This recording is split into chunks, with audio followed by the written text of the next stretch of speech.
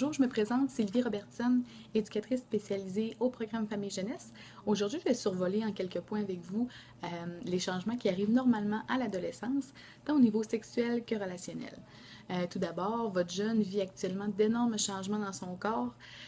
C'est la période à laquelle il doit s'adapter le plus aux changements qui arrivent. Son corps prend des formes, il grandit, comme par exemple pour les filles, les seins prennent de plus en plus forme, ce qui peut devenir embarrassant pour elles. Il y a aussi les menstruations qui arrivent, mais en tant que parent, comment est-ce qu'on gère tout ça? Bon, c'est certain que vous allez jouer un rôle conseil auprès d'eux et d'enseignement. Dans le fond, vous allez leur enseigner qu'est-ce qui est en train de leur arriver actuellement, puis qu'est-ce qui va leur arriver prochainement. Ça va être important aussi de discuter avec eux des premières relations sexuelles, des moyens de contraception, et aussi de les écouter. Puis ça va être important de respecter leur rythme. Qu'est-ce que votre jeune est prêt ou non à entendre?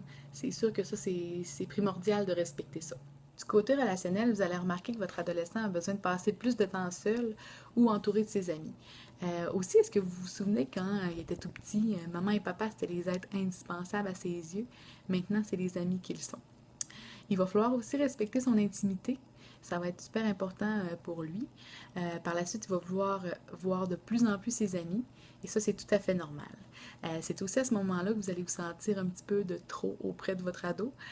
Faut pas le prendre personnel parce que c'est à ce moment-là que les ados ils se sentent mieux compris par leurs amis, tout simplement parce que leurs amis vivent la même chose qu'eux. Il faut pas oublier aussi que vous allez demeurer la personne la plus importante pour lui. Vous allez être son point de repère pour longtemps encore, même si vous ne le faites pas tout le temps sentir.